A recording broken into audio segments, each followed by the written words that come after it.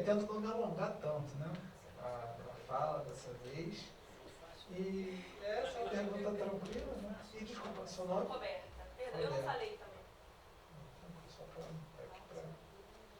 Beleza. Tá. Vamos lá, acho que as perguntas do Márcio e da Adriana acabam se combinando, né? E aí a gente coloca, né, quando a gente pensa na crise do capitalismo, eu acho que, por exemplo, e na questão do conhecimento, vou começar pelo conhecimento geral e a gente vai para a educação física e a gente pensa. Sempre, historicamente, né, pensando cientificamente. Vamos voltar lá para a Revolução Francesa, para as revoluções burguesas. A burguesia, para ascender enquanto uma classe dominante, ela não podia ascender enquanto classe dominante sozinha. Para superar a monarquia, né, a aristocracia, para superar o feudalismo, foi necessário que a burguesia fizesse um mínimo, tentasse pelo menos prover o mínimo, um acordo mínimo com o conjunto da classe trabalhadora, né, e principalmente para instituir uma nova racionalidade, uma nova forma de legitimar o conjunto das relações sociais, ou seja, o status quo, em que ela se tornaria a classe dominante. E nesse momento histórico, a burguesia elege, né, como a forma de racionalizar, de entender a realidade, a ciência. E esse conjunto paradigmático de valorização da razão e da ciência, a gente chama de movimento iluminista, né? Só que, ao passo que houve as revoluções burguesas, a burguesia ascendeu o poder, e obviamente a classe trabalhadora ela percebeu, né, que a burguesia queria ascender ao poder, não para instituir um mundo de fraternidade em que Kant prometia que se todos os seres humanos fossem pautados pela razão, que não haveria mais conflito, mais discórdia, nada mais disso, né? Kant prometeu lá atrás isso tudo, né? Não conseguiu. E quando a classe trabalhadora ela percebe que isso é inexequível e ela decide avançar nas lutas, em que ela resolve, porque trabalhar 16 horas por dia numa fábrica não seria a vida digna que ela imaginava no momento, né, em que fez parte do processo das revoluções para exterminar e esmagar o feudalismo. Quando isso acontece, a burguesia não hesita em se consorciar com aquela aristocracia e com aquela forma de racionalidade anterior do mundo. Ou seja, a defesa burguesa da razão e da ciência não durou nem 2 anos. Assim que a burguesia tomou o poder e viu que a classe trabalhadora não se sujeitaria a uma vida de exploração e de indignidade, a burguesia logo se volta, sobretudo, para as correntes religiosas que combateram outrora e para o conjunto da aristocracia que também combateu. E nesse sentido, né, acontece aquilo que um filósofo chamado Lukács chama de decadência ideológica. O modo de produção capitalista, a partir do momento que se assenta, não pode mais defender de forma ostensiva apenas a racionalidade e a ciência. E com isso você tem várias mediações. Você tem os ecletismos, você mistura ciência com religião, com tudo. Você tem as defesas irracionalistas abertas, da qual o nazismo e o fascismo foram parte. Não à toa, a gente tem ultimamente crescendo, voltando a crescer, os pensamentos místicos nazistas, os pensamentos místicos do ecofascismo, né? Esses movimentos não são novidades históricas, estavam lá em 1920. O nazismo ele é o outro lado da moeda do liberalismo, isso tem que ficar muito claro. Nazismo, fascismo e capitalismo são rigorosamente a mesma coisa. Quando necessário, o capitalismo vai lançar mão de nazismo, vai lançar mão de fascismo, claro, com novas roupagens, quantas vezes forem necessárias. Por isso, né, essa discussão de conhecimento científico, não é possível a gente fazer a defesa da ciência, do conhecimento científico, né, em uma lógica capitalista. Por quê? A ciência ser desenvolvida fora dos interesses e fora dos limites do lucro e dos interesses burgueses, a ciência vai ser constantemente perseguida e vilipendiada. Não à toa, a gente começa a entrar no novo ensino médio. Em um momento histórico em que as pessoas devem se sujeitar a uma vida extremamente miserável, é necessário esvaziar essas pessoas do acesso ao mínimo do conhecimento científico. E isso não é defender o modelo de escola anterior. Até porque a gente constata que o modelo de escola anterior é uma porcaria. A escola burguesa é uma porcaria. Mas para isso, mas a gente precisa piorar por isso? Porque é isso que o novo ensino médio faz. Quando você elimina o conjunto de disciplinas e institui, por exemplo, o que a Adriana coloca aqui. Educação física perdeu tempo, geografia perdeu tempo, história perdeu tempo, física perdeu tempo, química perdeu tempo, biologia perdeu tempo. Química, física, geografia, biologia, história, educação física não estão mais nos 3 anos do ensino médio na rede estadual do Rio de Janeiro, estão em 2. Artes, filosofia e sociologia só estão em 1. Agora, o que está em todos os anos no novo ensino médio? Projeto de vida. E o que é o projeto de vida? Em síntese, é uma mistura de discurso motivacional, palestra coaching com aulas de educação financeira. Em suma, como você sobreviver diante dessa vida miserável sem que você se revolte e queira transformar essa vida miserável? Como ser miserável para viver a vida miserável? O projeto de vida nada mais é que o mais cruel e perverso histórico projeto de culpabilização da classe trabalhadora pelas mazelas nas quais ela vive. Isso é o projeto de vida. O projeto de vida é para você chegar para o jovem, para a jovem na escola e dizer: olha, você está tendo a chance de escolher, eu vou te dar as ferramentas aqui da sua felicidade. Se você não for feliz ao sair da escola, o problema é seu, porque a gente te ensinou a construir o seu projeto de vida. Se você não conseguiu ser bem-sucedido ou bem-sucedida, seja lá o que isso for nessa sociedade que a gente vive, o problema é rigorosamente seu, a culpa é rigorosamente sua. É o maior processo histórico de responsabilização dos sujeitos por todo o conjunto de mazelas sociais. E, se não bastasse o reforço do irracionalismo histórico, não à toa, no estado do Rio de Janeiro, junto com a obrigatoriedade dos 3 anos de projeto de vida, também é obrigatória por todas as escolas a oferta de um tempo anual de ensino religioso. Quem vai dar essas aulas de ensino religioso nas escolas estaduais? Não à toa, na composição dos itinerários formativos, em termos de composição de carga horária estudantil, permite-se que trabalho voluntário seja contabilizado como carga horária. Quem vai oferecer e quem vai legitimar e quem vai contabilizar esse trabalho voluntário? Senão as correntes fundamentalistas religiosas que hoje se apropriam de cada vez mais áreas do Estado. Então, esse momento histórico que a gente vive é um momento histórico que permite, que traz as condições materiais para que erijam e se fortaleçam toda essa sorte de correntes irracionalistas, né?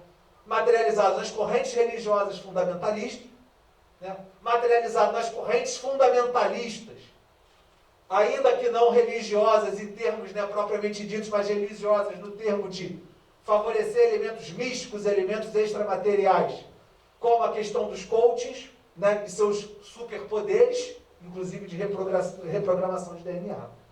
E qual é o papel da educação física? E aí a gente tem que se perguntar, né, o que foi construído historicamente na educação física. Porque, infelizmente, a educação física ela acaba num movimento pendular muito grande na escola, né, que a gente observa hoje entre as duas correntes majoritárias na escola, ou que é por condições objetivas ou por nível de formação, né, o tecnicismo, a técnica pela técnica, né, você vai ensinar aquela técnica, aquela modalidade esportiva, que é que você teve a formação, que você teve o conhecimento, e você vai se limitar àquilo dali. Ou você vai para um ecletismo surreal, em que parece uma corrida de quantas coisas você consegue apresentar para os alunos sem um mínimo espaço de reflexão. Então, hoje é aula de frevo, amanhã é aula de balé, amanhã é aula de não sei o quê, e você não consegue construir cientificamente. A pretexto de você favorecer diversas vivências, diversas experiências, de diversidade, de valorizar a diferença, você sai fazendo um conjunto de práticas totalmente descolado da possibilidade da construção e da reflexão científica. E o pior, negando os clássicos a pretexto de eurocentrismo. Ora, senhoras e senhores, chamar o esporte de eurocentrismo é de um desconhecimento da realidade. Falar que esporte é eurocêntrico é de um desconhecimento da realidade da história, que é assustador. O futebol é um elemento determinante da cultura brasileira. As competições de natação aconteciam desde o Egito Antigo. Então os egípcios também eram eurocêntricos, da antiguidade, sem contato com os europeus. As competições de corrida, historicamente, ocorridas na Ásia. As primeiras modalidades, as primeiras formas de jogar, as formas mais primitivas de jogar futebol na China. Então a China também era eurocêntrica. Então, assim, a gente está resvalando num grau de relativismo, né, para justificar determinados posicionamentos que, no nível da educação física, acabam sendo consorte de todo esse processo de empobrecimento da ciência. E principalmente da nossa ciência. Né? E qual a possibilidade de ruptura? Eu também sou um adepto, né, daquilo que eu acho a proposta mais avançada produzida até hoje, que é a pedagogia histórico-crítica, no nível pedagógico.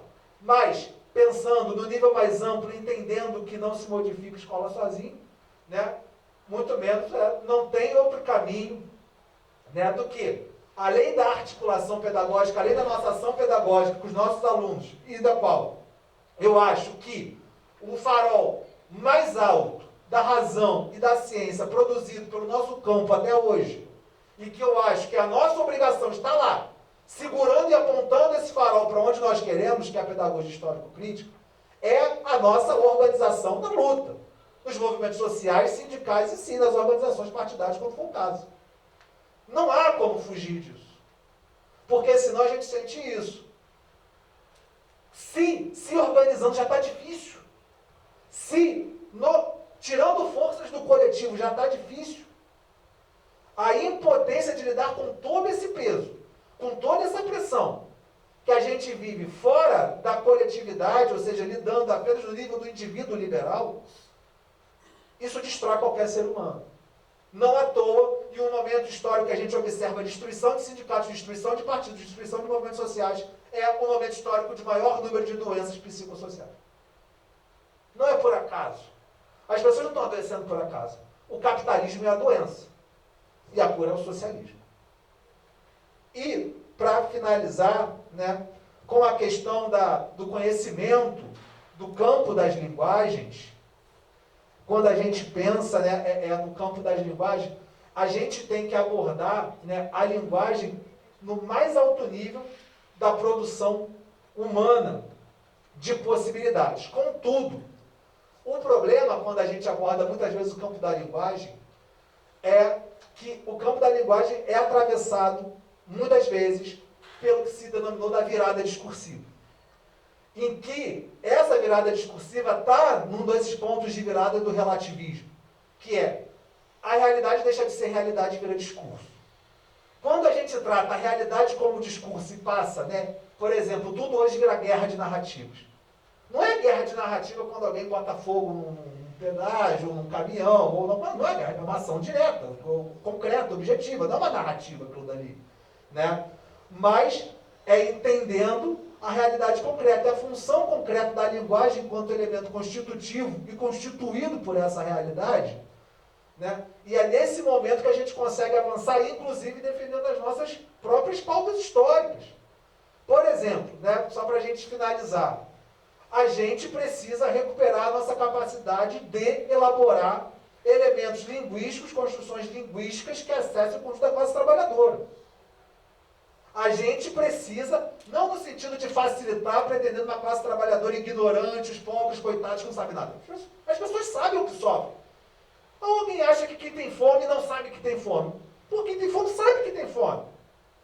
Mas aí, como é que eu vou acessar essa pessoa para combater a fome? Essa é a questão. O que eu vou utilizar do mais elevado do nível da linguagem? Que o mais elevado muitas vezes é o mais simples também. E esse é o nosso problema. E aí, como é que a gente pode fazer, né, essa construção e não perder as nossas bandeiras? Um problema também são as nossas bandeiras históricas. As experiências que para nós eram tão caras foram apropriadas pelo capitalismo e viraram essa pouca vergonha. A escola integral, não à toa, a escola integral vira hoje a escola de tempo integral. A escola integral de produção de seres humanos unilaterais vira o quê? Uma escola de tempo integral que você fica lá 7 horas e meia. Né?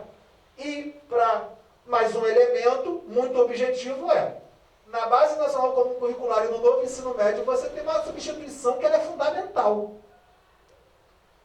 Tira-se direito à educação e vira direitos e objetivos de aprendizagem. Não é à toa, não é por acaso. Direito à educação é o direito na plenitude do processo de ensino-aprendizagem. Quando eu falo direitos e objetivos de aprendizagem, é como se não houvesse professor mais. Quando existe só direitos e objetivos de aprendizagem, não existe o direito ao ensino. Logo, não existe quem ensine. Quem ensina é o professor. Ou seja, não existe o professor, a professora, tornam-se desnecessárias no processo. Né? E aí, para ajudar, você colocou em termos de referencial, tem um cara, né, que depois deu uma desbandada, tá? Mas antes, né, um cara chamado Norman Fairclough, um francês. Ele tem uma abordagem chamada análise crítica de discurso, que é uma abordagem do campo da linguística, que pretende, né, ele pretende fazer uma abordagem analisando no termo dos discursos as relações de classe presentes nesses discursos, justamente para colocar, olha, a linguagem não é esse campo em branco, sem nada transparente. Não, você tem as condições de classe, as condições de produção do texto, a quem interessa tal mensagem, quais são as estratégias discursivas presentes ali para legitimar tal ou qual prática e para apagar tal ou qual perspectiva, e principalmente a dimensão ideológica presente na linguagem. Talvez seja um caminho que ajude, né, nessas inquietações que eu também tive bastante ao longo do percurso. Bem, gente, é isso. E agora o Leandro vai explicar tudo o que vocês querem, que vocês pediram.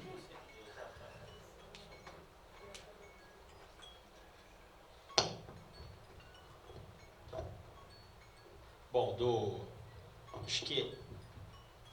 da questão de pensar a educação física nesse momento. O microfone está para cima, fica um pouquinho para isso. Resolvido. Da educação no momento de crise, né, que a gente vive, eu acho que eu já acredito, trabalho com ensino médio também já há alguns anos, né, agora um pouco afastado, né, por razão da presença do Pedro II.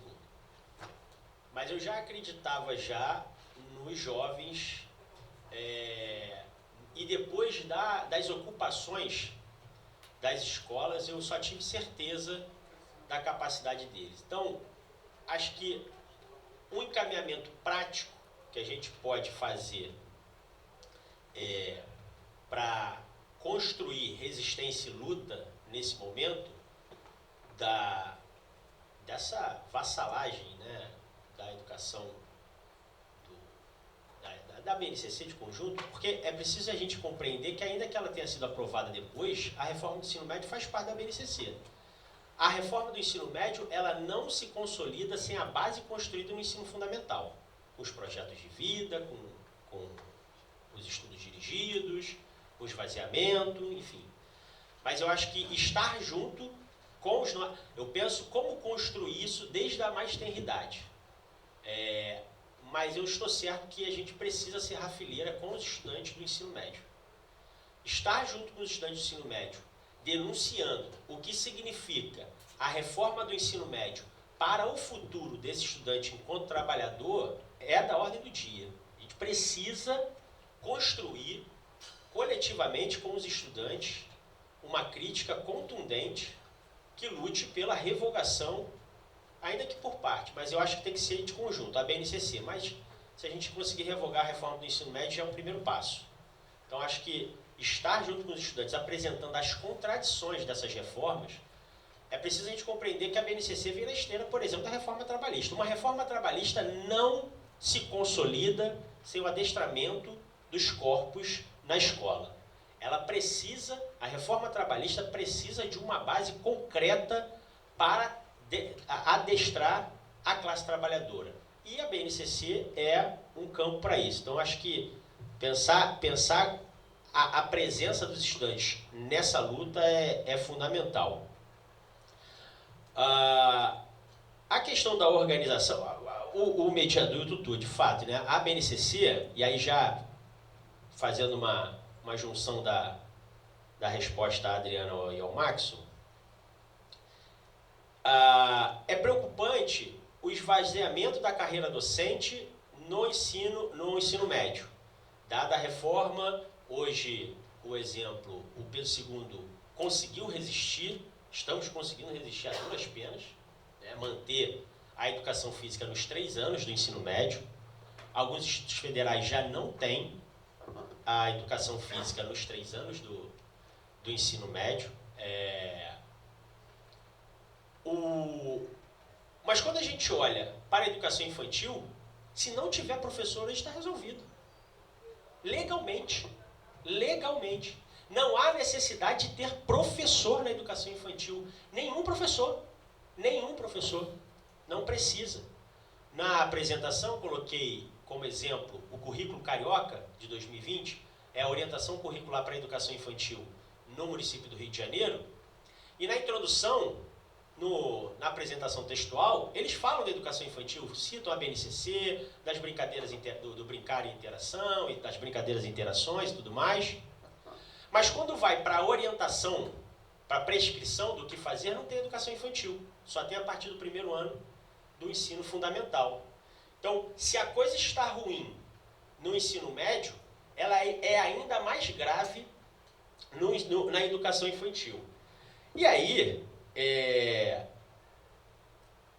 a gente não pode dizer sem a anuência de alguns dos nossos pares que acreditam que dirigir uma aula, ter conteúdo na educação infantil, ensinar uma criança a fazer uma cambalhota é autoritário.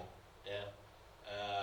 Ensinar uma criança a dar cambalhota não significa, friso, deixar que ela experimente por si só a sua cambalhota. Mas por que não eu posso dar breves sugestões? Abre a perna, bota a mão no chão, queixo no peito, olha por baixo da tua perna. Dá um pulão para frente agora. Para essa cambalhota sair com um pouco mais de clareza motora. Isso, em nenhum momento eu disse que ela tem que fazer assim, tem que ela fazer errado. O que ela está fazendo, está fazendo errado. Até porque ela se apropriou de uma determinada maneira. Eu apenas estou orientando ela, sugerindo que ela faça com um pouco mais de conforto a partir daquilo que se estudou da própria ginástica. Então, essa questão do professor autoritário, ela é muito marcante na educação infantil. Dirigir aula na educação infantil é bem difícil, né? Porque... E aí, é preciso dizer que a BNCC, ela aprofunda isso, mas de alguma maneira isso já é apresentado nos referenciais curriculares da educação infantil e nas próprias diretrizes curriculares da educação infantil. Essa questão do campo de experiência, né? Isso é a materialização da ausência do professor. Então, quando eu disse que a educação infantil está saindo voltando, melhor dizendo, né? Da educação para a assistência social, como foi há 30 anos atrás, não é uma metáfora, é concreto. Então, os vouchers, daqui a pouco eles vão avançar para essas instituições de caridade, a maioria delas vinculada ao fundamentalismo religioso, como o Matheus citou, que já são muitos, mas agora vão ter acesso ainda mais ao fundo público, com os seus vouchers. Então, a educação infantil, e aí levanto a bandeira da educação infantil porque a gente está acostumado a debater com mais contundência, né, os anos finais. Né? Acaba sendo natural, dada a nossa formação, até porque temos pouco tempo de acesso à educação infantil, mas acho que a gente precisa construir e fortalecer a educação infantil. A organização dos conteúdos, eu não construo um planejamento, por exemplo, sem antes conhecer as crianças e olhar para as crianças e ver as crianças, quem são essas crianças, né? Roberta citou e é comum, lamentavelmente, comum no Colégio Pedro II, as pessoas se sentirem valorizadas por serem professores de Pedro II. Eu tenho vergonha, não de ser professor do Pedro II, mas o que o Colégio Pedro II representa nesse universo. Eu tenho vergonha de representar uma casta não de dar aula no Pedro II. Eu não posso ter orgulho de viver num mundo paralelo. O Colégio Pedro II é um mundo paralelo. Então, isso precisa ficar muito claro entre nós. E por que eu estou dizendo isso? A criança que entra no Colégio Pedro II é por sorteio nas séries iniciais. No 6º ano já é concurso. Os moleques vão disputar academicamente o acesso na escola. E mesmo o sorteio é extremamente limitado, porque, por exemplo, exige CPF da criança. Pô, por favor, quantos moleques da favela têm CPF? Quantas crianças de 4, 5 anos da favela têm CPF? E exige CPF. Isso foi uma luta lá dentro que a gente não conseguiu vencer. Custa R$40. Ah, mas quem está no Cade Único tem... Quantas famílias estão com problema cadastrais no Cade Único, por exemplo? Enfim, uma série de limites que me obrigam a olhar para essa criança. É a criança do Colégio Pedro II? É a criança de um colégio federal? Ou é a criança da grande rede, da rede municipal do Rio de Janeiro, que tem mais de 650 mil estudantes? 650 mil estudantes. Mais de 1.300 escolas, só de professor de educação física na rede municipal do Rio, são 3.300. É dessa rede que a gente está falando? A gente precisa olhar para essa criança, para a realidade e objetivo da escola, e aí sim, a partir dos fundamentos, dos princípios, da abordagem crítica superadora, fundamentada na pedagogia histórico-crítica, na psicologia histórico-cultural, construir um planejamento que esteja alinhado com os nossos interesses. Interesse de classe que precisa ser para a gente muito óbvio, né? Sobretudo quando a gente está na escola pública, né? E aí aqui acho que a gente está falando de escola pública. E aí a gente vai fazer ali a dinâmica, né, de ir e vir, de ver se está dando certo e tal, mas orientado por uma perspectiva crítica em que as crianças aprendam a executar